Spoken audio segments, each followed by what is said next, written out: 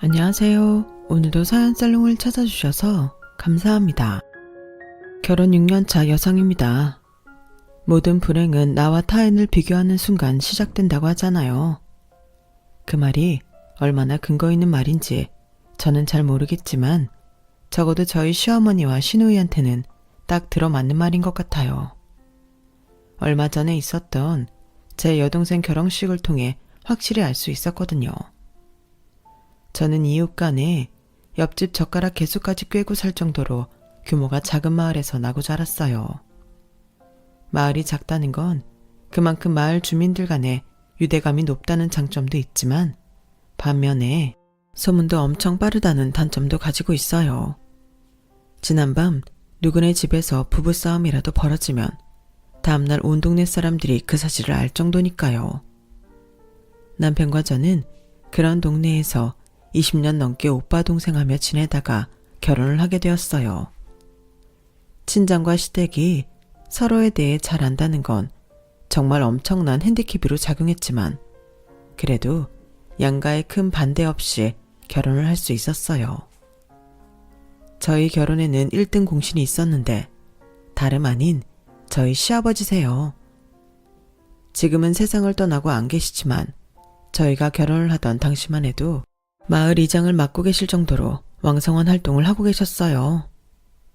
마을에서 워낙 신망이 두터운 분이시라서 저희 부모님도 제 결혼에 마음을 놓을 수 있었거든요. 하지만 저희가 결혼한 지 2년 만에 아버님이 갑작스런 사고로 세상을 떠나시자 상황은 급변하고 말았어요. 발단은 공석으로 남은 마을 이장 자리였죠. 저희 시어머니는 이장 자리를 당신이 이어받고 싶어 하셨어요. 하지만 반대하는 목소리가 높아서 뜻을 이루지 못하셨죠.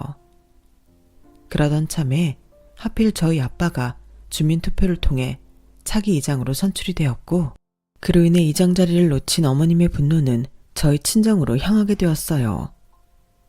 애초에 지들이 해먹으려고 헛소문을 퍼뜨린 게지. 그러지 않고서야 마을 주민들이 나를 반대할 이유가 있냐고. 내 남편이 장장 11년 동안이나 이장 자리에 있었는데 마을 일 돌아가는 사정을 누가 제일 잘 알겠어? 바로 나, 오금순이 아니겠냐고.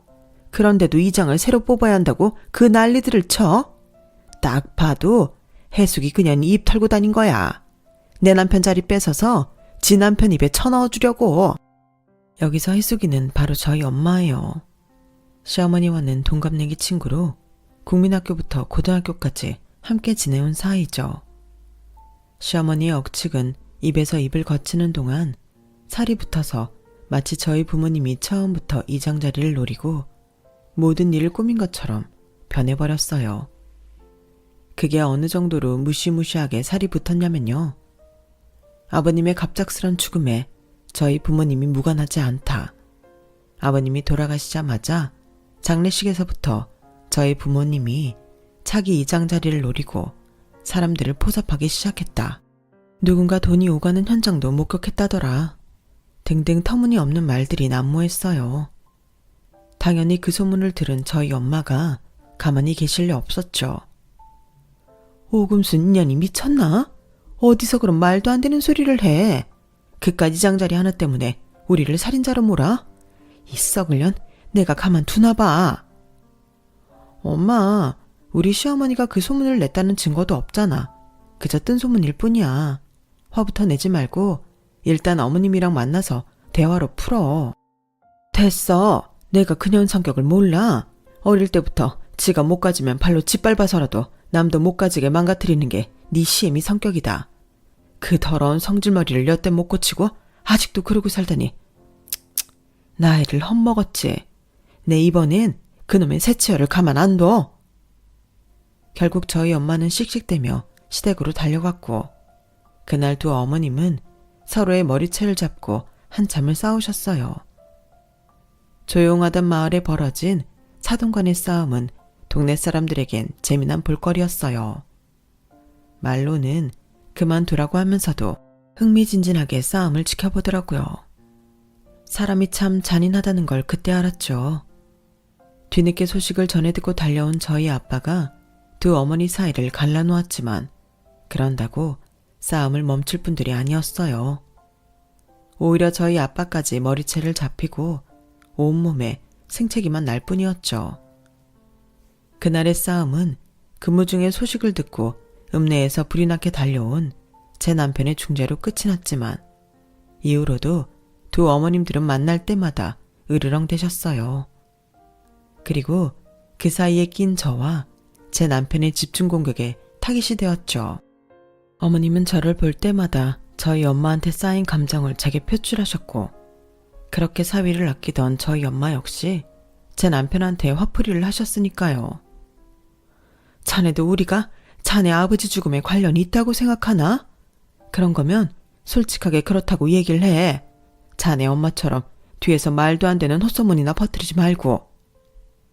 장모님, 그게 무슨 말씀이세요? 그건 그저 사고였어요. 잘못이라면 졸음운전한 덤프트럭 기사 탓이지. 그게 왜 장인 장모님 탓입니까? 아무도 장인 장모님 탓으로 생각하는 사람 없어요.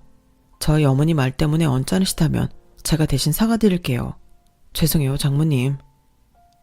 그 말에 저희 엄마는 방바닥에 주저앉아 대성통곡을 하셨죠. 내가 억울해서 살 수가 없어. 살다 살인운명까지 쓰게 될 줄 누가 알았겠냐고. 그까지 지장자리가 뭐라고 사람을 이렇게 비참하게 만드는지. 내 억울해서 내가 내 명예 못 죽겠네. 아니 땐 굴뚝에 연기 나겠냐고 한다지만 이럴 때 보면 가능한 것도 같더군요. 한바탕 소란으로 동네가 시끄러워지자 저희 아빠는 마을회관에 사람들을 모아놓고 이장자리에서 물러나겠다고 하셨어요. 이 깎게 뭐라고 사돈간에 척을 지고 살아야 된답니까? 나 이딴 거 안 할랍니다. 이장이니 뭐니 안 해도 지금까지 잘만 살아왔어요. 나 이런 감투에 연연하지 않습니다. 그러니 하겠다는 사람한테 주시고 더는 나 괴롭히지 마세요. 아빠의 폭탄 선언에 마을 사람들은 아빠를 달래기에 여념이 없었어요. 하지만 이미 이장자리에서 마음이 떠난 아빠는 한사코 거절을 하셨죠. 그 소식을 접한 시어머니는 이제야 당신이 제자리를 찾게 됐다고 생각하셨던 모양이에요. 저희 아빠가 이장자리에서 물러난 바로 다음 날부터 온 동네를 휘저으며 이장 노릇을 하기 시작했거든요. 하지만 저희 아빠만 밀어내면 자기 차지가 될 줄 알았던 이장자리는 끝내 어머님한테 돌아가지 않았어요. 이참에 젊은 세대한테 물려주자는 의견이 지배적이어서 청년회장직을 맡고 있던 양계장집 아들한테 이장자리가 돌아갔거든요. 요즘엔 농작물이며 지역 생산품을 인터넷으로 판매하는 경우가 많아서 상대적으로 PC 활용이 능한 젊은 이장이 경제력이 있다는 판단 때문이었죠. 물론 중차대한 마을 일은 젊은 친구한테 맡기는 건 불안하다는 의견도 소수 있었지만 결국은 대부분의 주민들이 마을의 변화에 힘을 실어주었어요. 그렇게 탄생한 30대 이장은 저희 아빠를 비롯해 몇몇 마을 어른들의 도움을 받아가며 크고 작은 마을 공동체 사업을 시작했고 그 덕에 마을의 공동수익은 높아졌어요. 당연히 주민들의 호응은 엄청났죠. 딱 한 사람, 저희 시어머니만 빼고요. 어린 놈이 나이 든 노인들 혼을 쏙 빼놨니 그려. 근데 그 수익이 제대로 분배되는 건 맞아? 다들 컴퓨터엔 까막눈들인데 젊은 이장이 어디서 얼마나 빼쳐먹는지 알 게 뭐냐고. 요즘 젊은 애들이 지한테 이득도 없는데 발벗고 나서는 거 봤어? 난 의심해봐야 된다고 생각해. 이장 자리를 뺏긴 것에 앙심을 품고 있던 어머님은 사람들을 만날 때마다 은근히 젊은 이장을 까대기 시작했어요. 처음엔 그러려니 하고 한 귀로 흘리던 사람들도 시간이 지남에 따라 판매 수익이 높고 낮은 집이 구분되면서 조금씩 불만을 터뜨리기 시작했고 그중 몇몇이 저희 어머님 쪽에 붙기 시작했죠. 젊은 이장이 사업을 시작할 때마다 트집을 잡고 강짜를 놓기 시작했어요. 그 바람에 사업 진행이 어려워진 젊은 이장은 저희 아빠를 찾아와 하소연을 하곤 했죠. 아저씨, 저 정말 미치겠어요. 상철이 형 어머님은 왜 그렇게 저를 못 잡아먹어서 안달이래요. 뭔 일만 할라 치면 사람들 끌고 와선 트집부터 잡는데 뭔 일을 할 수 없을 정도예요. 제가 엑셀 파일까지 공개하고 자세히 설명을 드려도 무조건 아니래요. 아니, 그럼 제가 더 어떻게 해야 되냐고요. 옆에서 과일을 깎아주며 그 말을 듣던 저희 엄마는 기다렸다는 듯 한마디 거들었어요. 그놈의 여편네 또 지랄이네. 어쩜 하는 짓이 늘 그 모양일까. 동서가 너무 열내지 마라. 그 여편네가 이장 노릇 하고 싶어서 강짜 부리는 거다. 우리 집 양반 이장 됐을 때 기억 안 나니? 우리를 지 남편 잡아먹은 살인자로 둔갑시킨 여자야 그 여자가. 아줌마랑 아저씨가 사람들 잘 구슬려 볼 테니까 넌 신경 쓰지 말고 네 할 일만 열심히 해. 네 덕에 집집마다 수입 늘었다고 얼마나 좋아하는지 아니? 우리도 네 덕에 작년 수입에 배는 벌었다.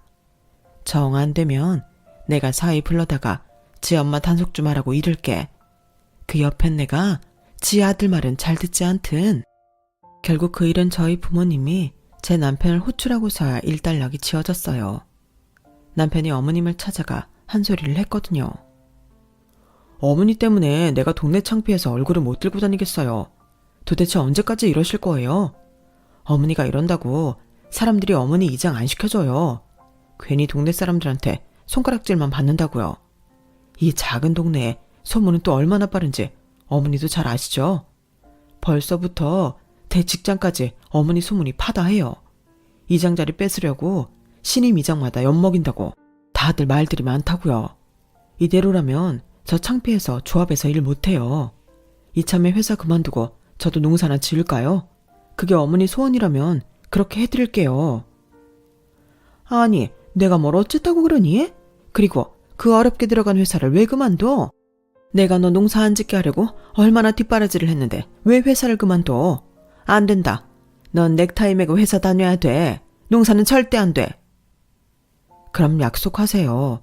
앞으로 마을 일에 절대 관여 않고 참견도 안 한다고요. 약속하실 수 있어요. 지금 이 자리에서 약속 안 하시면 저도 어머니 소원 못 들어드려요. 자식 이기는 부모 없다고 결국 어머님은 아들의 뜻에 따르기로 했어요. 어머님이 잠잠해지자 어수선하던 동네 분위기도 예전처럼 평온해졌어요. 하지만 그때까지만 해도 어머님의 욕구불만이 엉뚱한 곳에서 터질 거라고는 생각도 못했죠. 야, 넌 어떻게 된 게 시집 온 지 수년이 지났는데 제삭밥도 제대로 못 짓냐? 네 시아버지가 살아생전에 진밥 좋아하셨던 거 기억 안 나니? 근데 이게 뭐야?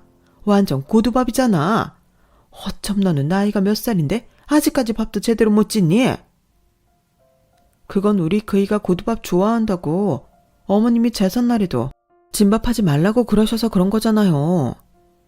어머머, 얘 말 대답하는 것 좀 봐. 너 내가 언제 그런 말을 했니? 증거 있어? 내가 그런 말 했다는 증거 있냐고? 이게 아주 우냐우냐 해줬더니 심히 알기를 못같이 알고 있네? 그냥 네 실력이 안 돼서 못하는 거면 죄송합니다 한마디 하면 될걸. 어디서 말 대답이야? 하긴 네 엄마도 결혼한 지 수십 년이 됐어도 아직 밥 하나 제대로 못하는 거 보면 알만하지. 그 피가 어디 가겠니? 그나마 네 아빠나 되니까 네 엄마 같은 여자 데리고 사는 거지. 나 같았으면 네 엄마 안 데리고 산다. 진작 내보냈지. 말이 났으니 말인데 니들 자매들이 하나같이 대학도 못 간 이유가 뭔 줄 아니? 네 엄마 머리를 닮아서 그런 거야. 네 여동생 자경이가 그나마 공부 좀 했다고 하지만 걔도 결국엔 대학 문턱에도 못 갔잖아. 그에 반해 우리 집 애들 봐라. 우리 상철이도 그렇고 상희도 그렇고 다들 대학 졸업까지 했잖니. 이게 다 나를 닮아서 공부머리가 있어서 그런 거다. 니네 집 종자들이랑은 비교가 안 되지? 어머니, 무슨 말씀을 그렇게 하세요? 저희 집 종자라뇨. 그리고 저도 자경이도 공부 잘했어요. 비록 집안 형편 때문에 대학은 못 갔지만요. 저요, 고등학생 때도 반에서 10등 밖으로 밀려난 적 없어요. 우리 자경이는 전교 5등 밖으로 나간 적 없었고요. 솔직히 공부는 아가씨가 못했죠. 중학생 때도 성적이 안 돼서 인문계 어렵다고 실업계 보내라는 거 비싼 과외까지 시켜가며 겨우 인문계 보냈잖아요. 마을 사람들도 다 아는 사실을 어머님은 기억 안 나세요? 어머님은 기억 안 나신데도 저는 정확히 나네요. 우리 자경이랑 아가씨가 같은 학년이었잖아요. 제 말에 어머님은 입술을 깨문 채 저를 노려보기만 하셨어요. 거기서 멈췄어야 했는데 이미 화가 치밀어 올라서 자제가 안 된 저는 기어이 어머님 속을 뒤집고야 말았죠. 어머님은 매번 대학 하시는데요. 우리 그이야 공부 잘했던 거 저도 잘 알죠. 이 깡촌에서 서울에 있는 대학까지 들어갔으니 안 믿을 사람이 어디 있겠어요. 하지만 아가씨는 아니죠. 아가씨가 나온 대학이 어디 변변한 대학이긴 한가요? 매년 입시철마다 경쟁률 미달이라고 원서만 내면 다 받아준다는 말까지 나오는 그런 학교잖아요. 거기서도 제일 성적 낮은 학과에 겨우 들어갔는데 그걸 머리가 좋아서 대학 갔다고 포장하시는 건 좀 그렇죠. 오죽하면 동네 사람들이 개나 소나 다 들어가는 똥통대학이라고 하겠어요. 아뿔싸. 말을 마친 순간 이 말은 하지 말았어야 했는데 하는 후회가 밀려왔지만 이미 배는 떠난 후였어요. 그리고 이미 극대노 상태가 된 시어머니는 금방이라도 터질 것처럼 벌건 얼굴로 저를 죽일 듯이 노려보고 계셨죠. 그리곤 급기야 제 머리를 향해 손을 뻗는데 그때 마침 현관문 열리는 소리가 났어요. 하마터면 시어머니한테 머리를 잡힐 뻔한 절제절명의 순간 저를 살린 건 바로 남편이었죠. 아들 앞에서는 세상 온화한 어머니처럼 행동하시는 시어머니인지라 차마 며느리 머리채를 휘어잡지는 못하시더라고요. 덕분에 저는 살았죠 뭐. 그날 제사가 끝날 때까지 저는 어머님을 피해서 남편 옆에 붙어 있었어요. 저희가 분가해서 읍내에 살고 있는 게 그날처럼 다행이다 싶은 적도 없더라고요. 그러던 어느 날이었어요.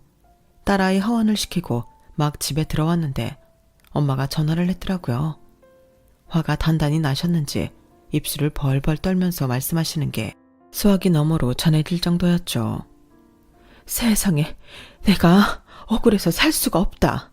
아니 그놈의 옆엔 내가 우리 집안에 무슨 억하심정이 있길래 혼인 앞둔 우리 자경이를 두고 그런 개소리를 퍼뜨린다니. 아우 억울해.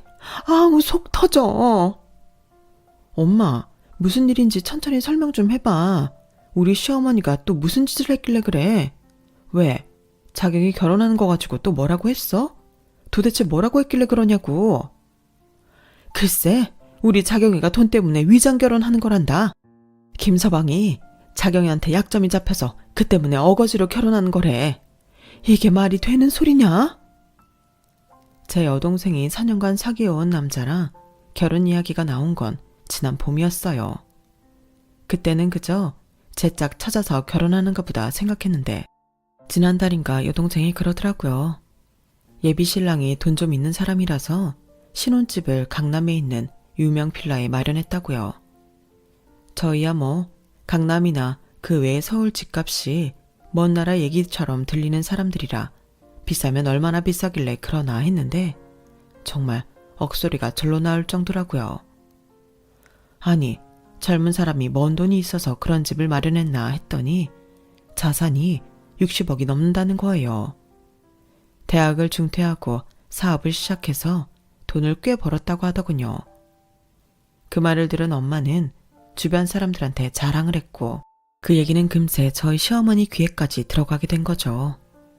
안 그래도 저희 집에 감정이 안 좋았던 시어머니가 그걸 보고 가만히 있을 리가 없었어요. 돈 들여 대학 공부까지 시킨 자기 딸은 26이 되도록 취직도 못하고 방구석에서 빈둥거리는데 대학도 못 나온 제 동생이 부자한테 시집을 간다고 하니 속이 좀 꼬였겠어요. 그래선 동네방네 거짓 소문을 퍼뜨린 거였죠.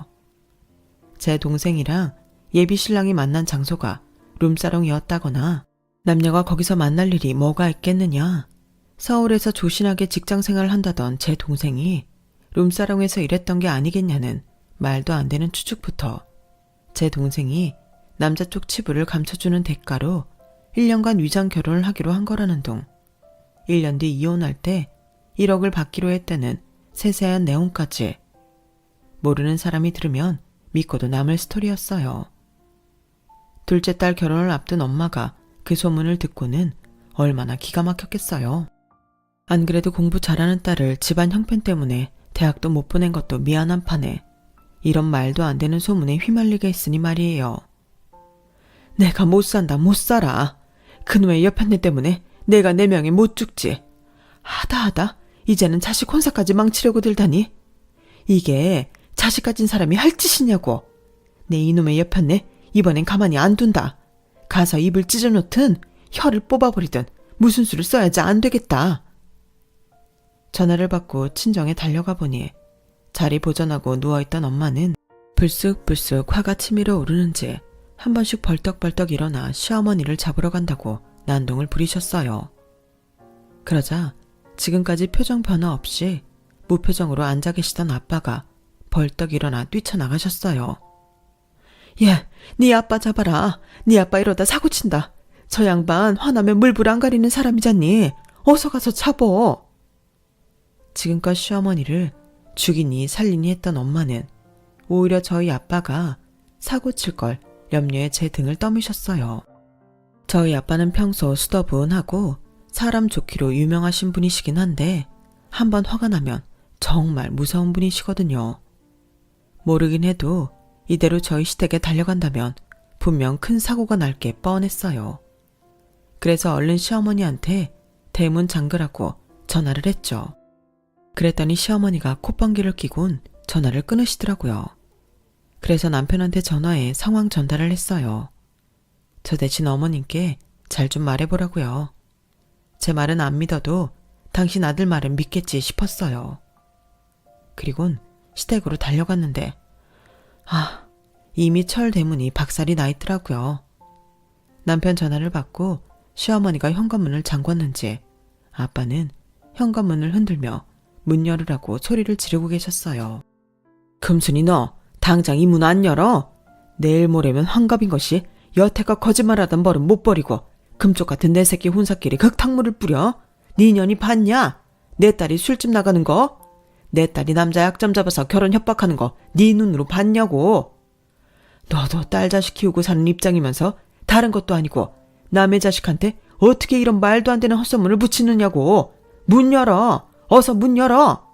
네 그 더러운 새치어 때문에 내 마누라 눈에서 눈물이 마를 날이 없어. 우리가 왜 너 때문에 이 고통을 받고 살아야 하냐고. 그동안 돌아가신 만석 형님 생각해서 꾹 참았다만 내 더는 못 참겠다. 이참에 네 그 못된 버릇 고치기 위해서라도 법적으로 확실히 대응할 테니까 이번엔 대충 넘어갈 생각 말아라. 끝까지 네가 문을 안 연다면 좋다.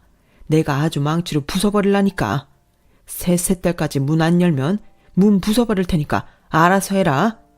하나, 둘, 셋. 마지막 구령이 떨어지기가 무섭게 시댁 현관문이 열렸어요.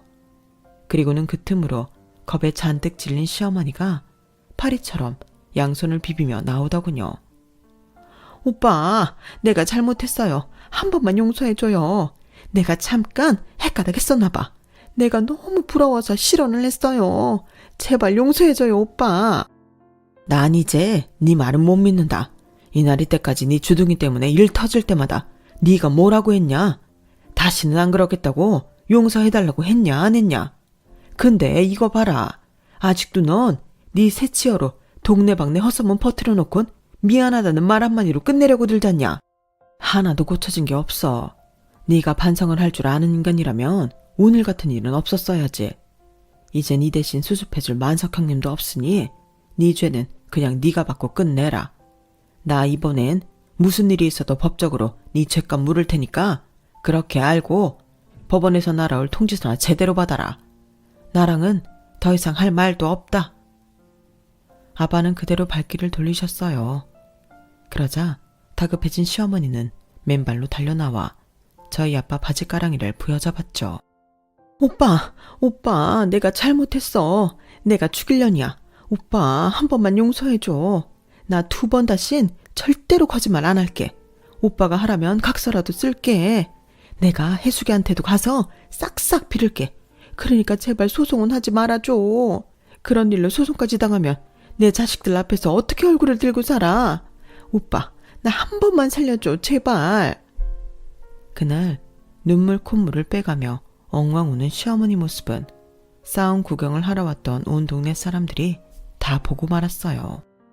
그리고 그 사람들 중에는 어머님이 그렇게 아끼는 아들도 있었죠. 남편은 참담한 표정으로 맨발로 마당에서 무릎을 꿇은 채 빌고 있는 자기 엄마를 내려다 보았어요.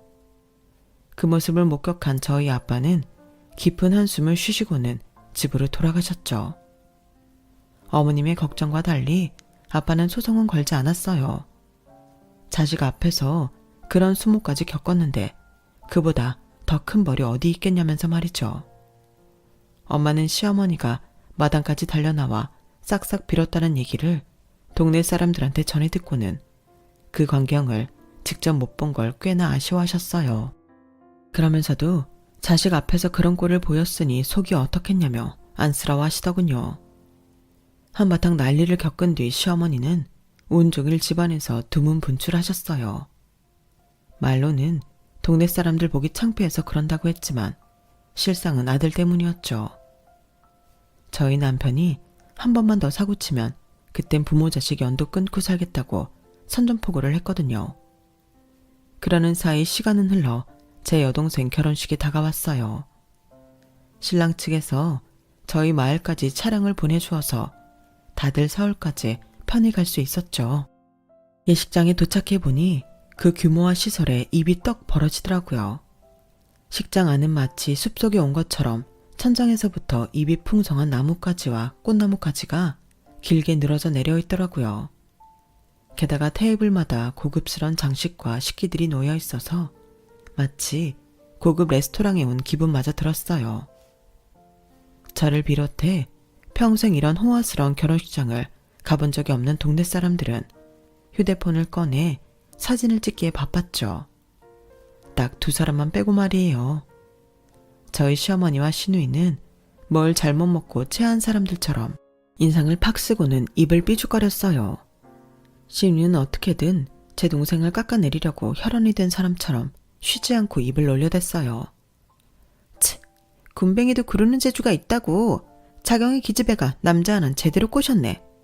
그리고 보면 그 기집애가 어릴 때부터 끼가 있었어. 엄마 모르지? 자경이 걔가 학교에서 오빠들한테 얼마나 아양을 떨고 다녔는지. 아, 말도 마. 눈 뜨고 보기 힘들 정도였다니까?